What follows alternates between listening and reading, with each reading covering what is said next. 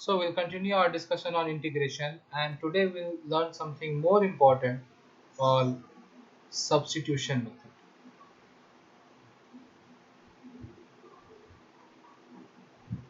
ये substitution method क्या है?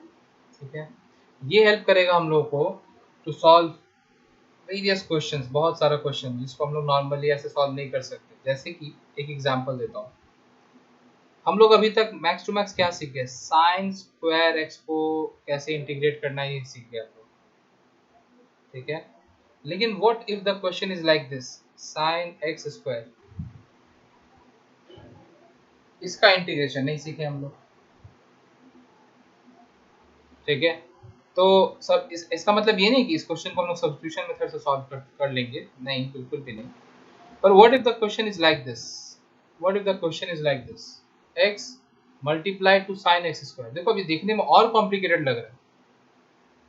अगर क्वेश्चन ऐसा है कि x साइन एक्स स्क्वायर, तो देखने में और कॉम्प्लिकेटेड लग रहा है, पर अब हम लोग इसको सॉल्व कर सकते हैं आराम से। ठीक है, suppose we have question like this, tan x sec square x dx, ऐसा। अब देखो दो चीज मल्टीप्लाई हो रहा है, दो फंक्शन, दो ट्रिग्नोमेट्रिक फंक्शन मल्टीप्लाई हो रहा है।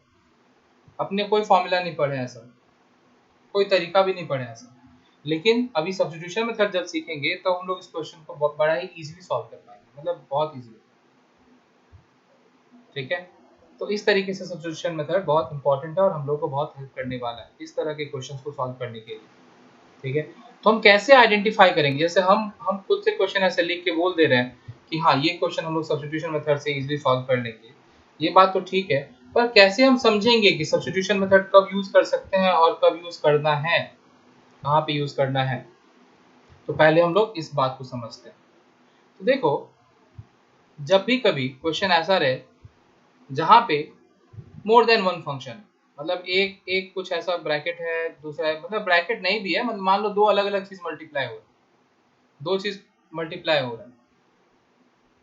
ठीक है, और हम लोग देख रहे हैं कि कोई एक चीज का डिफरेंशिएशन जो है वो दूसरे में प्रेजेंट है, किसी एक चीज का, किसी एक का डिफरेंशिएशन दूसरा है, देन वी यूज सब्स्टिट्यूशन। अगर ऐसा सिचुएशन है देन वी यूज सब्स्टिट्यूशन, चाहे इसका डिफरेंशिएशन इधर हो, दोनों दोनों चीज नहीं, मान लो इसका डिफरेंशिएशन इधर है या फिर और पहला वाले ब्रैकेट का डिफरेंशिएशन दूसरे तरफ है, कोई भी एक चीज चलेगा, पर किसी एक का डिफरेंशिएशन दूसरे में प्रेजेंट हो, दूसरी जगह प्रेजेंट हो, तब हम लोग सब्स्टिट्यूशन यूज करेंगे।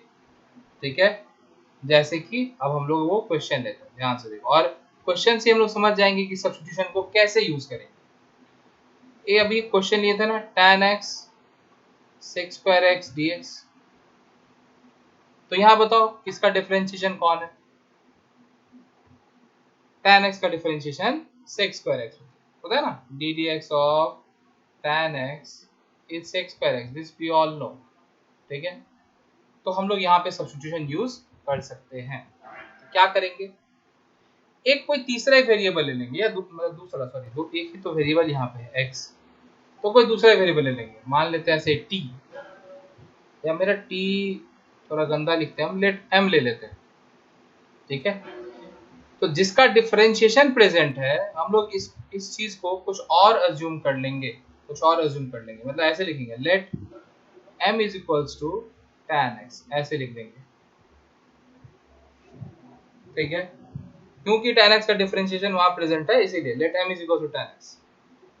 तुम कुछ भी लिख सकते हो, लेट z भी लिख सकते हो, लेट t भी लिख सकते हो, कोई वेरिएबल, यूज एनी वेरिएबल, और z ही लिखते हैं, चलो let z is equal to tan x। ठीक है, अब क्योंकि इसका डिफरेंशिएशन यहाँ प्रेजेंट है, इसलिए हम लोग क्या करेंगे, दोनों साइड को डिफरेंशिएट कर देंगे विद रिस्पेक्ट टू x। तो हम लोग basically dz by dx find करेंगे। देखो, मतलब डिफरेंशिएट करें विद रिस्पेक्ट टू x, तो tan x का डिफरेंशिएशन क्या हो जाएगा, sec स्क्वायर x, ठीक होता है ना। dz by dx अगर हम फाइंड करें, z is equal to tan x, तो dz by dx क्या हो जाएगा, sec स्क्वायर x। तो अब क्या होगा, देखो यहाँ से can we say dz is equals to sec square x dx, सारे x वाले को एक साइड लेके चले जाना और z वाले को एक साइड रखना। ठीक है, सब x वाले को एक साइड और z वाले को एक साइड, ध्यान रखना ये चीज। ये आ गया। Now if you look carefully you can see that ये जो चीज है ना, ये पूरा का पूरा यहाँ एग्जिस्ट कर रहा है एज इट इज। देखो sec square x multiply two dx exist कर रहा है ना क्वेश्चन में। तो हम लोग क्या करेंगे, अब यहाँ पे सब्स्टिट्यूट कर देंगे एज द मेथड से, सब्स्टिट्यूट करेंगे। तो हम लोग का जैसे ये स्टेप लिख लिए, इसके बाद क्या हो जाएगा, ये क्वेश्चन ट्रांसफॉर्म हो जाएगा। कैसे ट्रांसफॉर्म होगा, इंस्टीड ऑफ tan x, मतलब पूरा का पूरा क्वेश्चन जो x के टर्म्स में था उसको अब हम लोग z के टर्म्स में ट्रांसफॉर्म कर लेंगे। ठीक है, पूरा क्वेश्चन x के टर्म्स में था उसको अब हम लोग z के टर्म्स में ट्रांसफॉर्म कर देंगे। तो tan x को हम लोग क्या अज्यूम किए हैं, z, तो tan x के जगह पे लिख देंगे z। और sec स्क्वायर x dx इसके जगह पे क्या लिखेंगे, देखो sec स्क्वायर x dx का वैल्यू क्या आया है dz, इसके जगह लिख दिए dz। अब देखो कितना सिंपल हो गया, पहले मतलब x dx के जैसा दिख रहा है ये, तो x dx का आंसर क्या हो जाता था, x to the power of n plus 1 by n plus 1, ये होता था ना, x स्क्वायर बाय 2 होगा। तो उसी तरह से इसका आंसर क्या हो जाएगा, z square by 2 plus c। ठीक है, लेकिन क्वेश्चन तो x के टर्म्स में था ना, तो आंसर z के टर्म्स में कैसे हो सकता है। तो अब क्या करेंगे, वापस से z का जो वैल्यू हम लोग अज्यूम किए थे ना, z के जगह पे वो बैठा देंगे। मतलब हम लोग tan x को z अज्यूम किए थे, तो हम लोग z के जगह पे tan x बैठा देंगे। तो आंसर क्या हो जाएगा, tan square x by 2 plus c, this is the answer. मतलब सोचो, जिस क्वेश्चन को हम लोग ऐसे जनरली सॉल्व ही नहीं कर सकते थे, उसको हम लोग सब्स्टिट्यूशन मेथड यूज करके इतना इजीली सॉल्व कर लिया।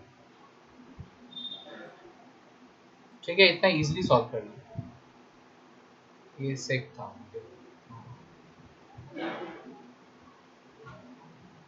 ठीक है, तो दिस इज सब्स्टिट्यूशन मेथड। जब एक फंक्शन का डिफरेंशिएशन प्रेजेंट हो तब सब्स्टिट्यूशन यूज करेंगे।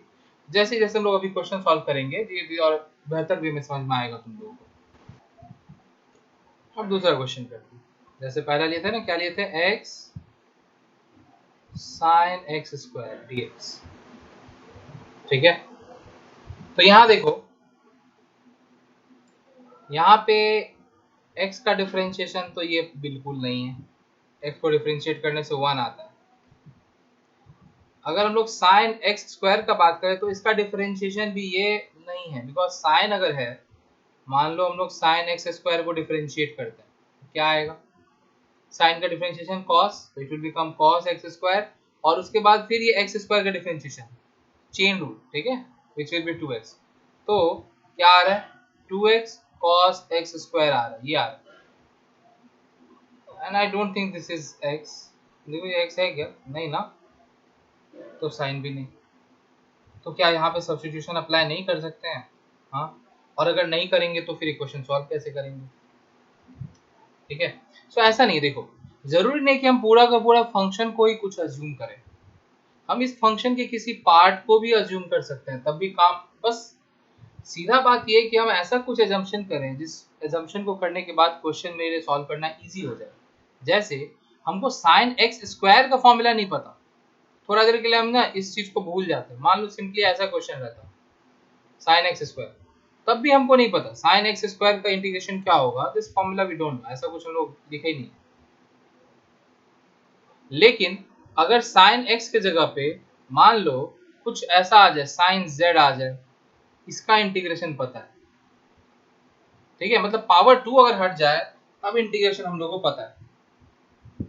ठीक है, तो इसीलिए हम लोग क्या करेंगे, यहाँ पे ध्यान से देखो, अगर क्वेश्चन ऐसा है तो हम लोग पूरा का पूरा फंक्शन को नहीं बल्कि फंक्शन के एक छोटा सा पार्ट को अज्यूम कर लेंगे z, और इसका डिफरेंशिएशन देखो x होता है ना, इसको अगर ddx करेंगे तो भले ही वो 2x आए, लेकिन उसमें x तो है ना, बाकी तो कांस्टेंट ही आ रहा है ना, कांस्टेंट को हटा देंगे, डिवाइड कुछ कर लेंगे। ठीक है, सो मेन अपने को फंक्शन पे फोकस करना है कि डिफरेंशिएट करने से ये वेरिएबल मैच कर रहा है कि पूरा एग्जैक्टली, बाकी कांस्टेंट क्या उसके साथ मल्टीप्लाई डिवाइड हो रहा है वो उतना मैटर नहीं करेगा। तो हम लोग क्या लिखेंगे, देखो लिखेंगे let z is equals to x square, अब फिर से डिफरेंशिएट करो, सो dz बाई dx, जैसे अज्यूम किया उसके बाद डिफरेंशिएशन, सीधा बात 2x, so dz equals to क्या हो जाएगा 2x dx, ठीक है, dz इक्वल्स टू क्या हो गया 2x dx। अब देखो हम लोग यहाँ पे देख सकते हैं x और dx ये दो चीज है, ये 2 खाली एक्स्ट्रा आ गया, तो ऐसा कर लो 2 को दूसरे साइड लेके चले जाओ, तो कैन बी से dz by 2 is equals to x dx,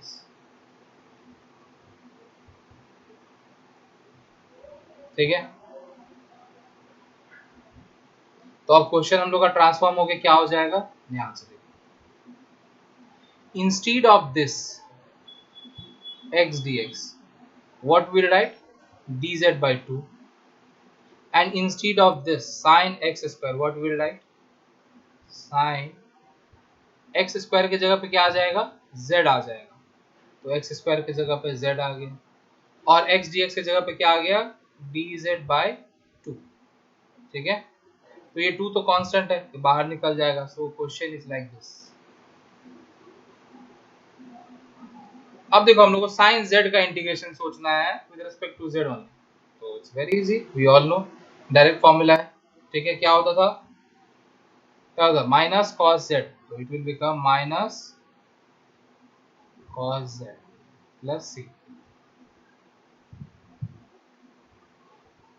ठीक है। अब z की जगह पे उसका वैल्यू बैठा दो, तो z क्या था x स्क्वायर था ना, सो x square plus, this is the answer. तो इस तरीके से हम लोग सब्स्टिट्यूशन को यूज करेंगे, और ऐसे सब्स्टिट्यूशन हेल्प करेगा टू सॉल्व दो दिस काइंड ऑफ क्वेश्चंस।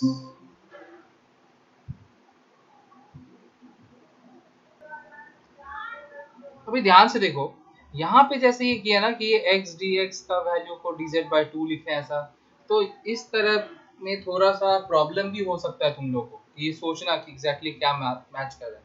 तो इसके लिए मैं दूसरा तरीका बताता हूँ, क्या कर सकते थे हम लोग यहाँ पे साइमल्टेनियस सॉल्यूशन देख लो जस्ट, कि दूसरा अप्रोच क्या हो सकता था, ऐसे लिख के let z is equal to x square, now dz by dx find करते हैं तो 2x, ठीक है।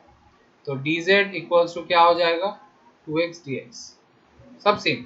अभी यहाँ पे क्या करो, simply find the value of dx in terms of all other things, मतलब कि dx इक्वल्स टू क्या होगा ये फाइंड कर लो, तो क्या आ रहा है देखो, ये आ रहा है dx इक्वल्स टू क्या आ रहा है dz by 2x, ये आ रहा है ना। अब हम लोग क्वेश्चन जो है, ये जो क्वेश्चन था, इस क्वेश्चन में खाली dx के जगह पे ये लिख देंगे, मतलब जहां जहां जो सब्स्टिट्यूशन करना है बस वही करेंगे। बोलने का मतलब ये हुआ कि क्वेश्चन में x है तो x को एज इट इज लिखो, फिर साइन है साइन को एज इट इज लिखो, x स्क्वायर है x स्क्वायर की जगह पे z लिखो, और उसके बाद dx है तो dx की जगह पे क्या लिखो dz by 2x लिखो, ठीक है। ये x और x कैंसिल आउट हो गया, अल्टीमेटली देखो आया वही चीज sin z dz और ये हाफ बाहर, सो अल्टीमेटली आएगा वही चीज, लेकिन इसमें तुम लोग को ज्यादा सोचना नहीं पड़ेगा, बेसिक दिमाग नहीं लगाना पड़ेगा कि भाई क्या मैच कर रहा है क्या नहीं कर रहा है, जो मतलब ऐसे कैंसिल आउट होना होगा वो कैंसिल आउट हो जाएगा, ठीक है। सो ये दो तरीका है, आप आपको जो भी प्रेफर लगे, आई प्रेफर दिस, मेरे को ये सही लगता है, ठीक है, बाकी इट्स अप टू यू।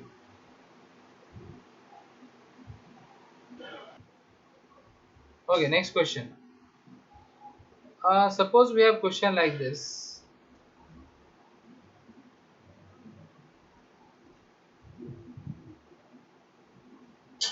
ठीक है, ऐसा कुछ, फिर से वही बात, देखो दो फंक्शन मल्टीप्लाई हो रहा है, अब दो फंक्शन मल्टीप्लाई हो रहा है तो अपने को तो कुछ पता ही नहीं इसके बारे में, तो सब्स्टिट्यूशन कैन हेल्प अस।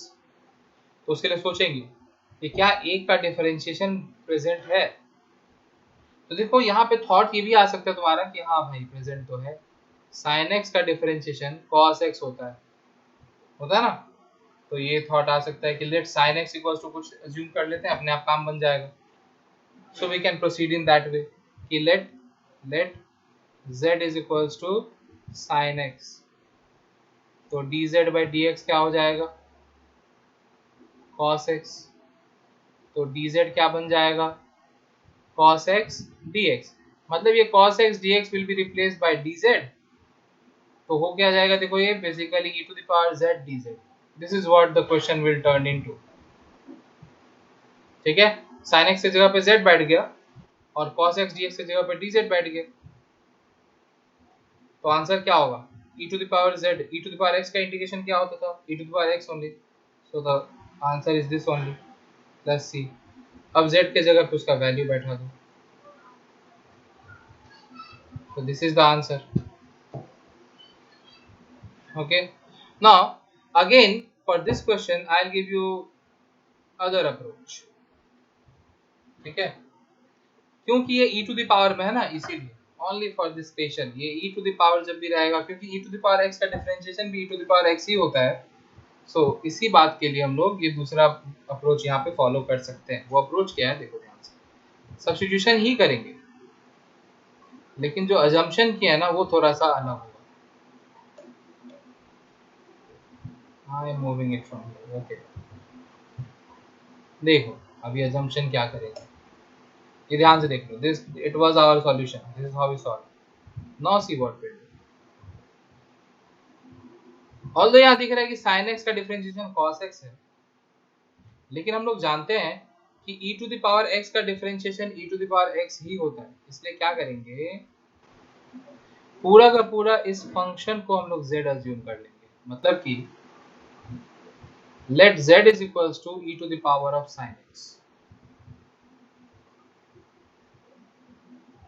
अब डिफरेंशिएशन करो तो dz by dx क्या हो जाएगा, e to the power x का differentiation e to the power x only, so e to the power sin x ही होगा, लेकिन चेन रूल तो अप्लाई होगा ना, उसके बाद इसका डिफरेंशिएशन करना होगा, तो sin x का डिफरेंशिएशन cos x, सो dz का वैल्यू क्या आ रहा है देखो e to the power sin x cos x dx, मतलब this entire question is here. See, तो पूरा का पूरा क्या चीज से रिप्लेस हो जाएगा, सिंपली बाय dz। तो इंटीग्रेशन ऑफ dx क्या होता है x होता है ना, तो इंटीग्रेशन ऑफ dz क्या होगा z होगा, z प्लस c। ठीक है, अब z का जगह क्या करो उसका वैल्यू रिप्लेस कर दो वापस से, तो आंसर सेम आए। देखो z के जगह पे e to the power sin x इस बार लिखेंगे क्योंकि हम लोग z को e to the power sin x assume किए थे। ठीक है, सो आंसर सेम आया, बस मैं ये दो अप्रोच दिखा रहा था कि तुम लोग ऐसे भी कर सकते हो, ये answer is same, there is no difference in the answer. Okay.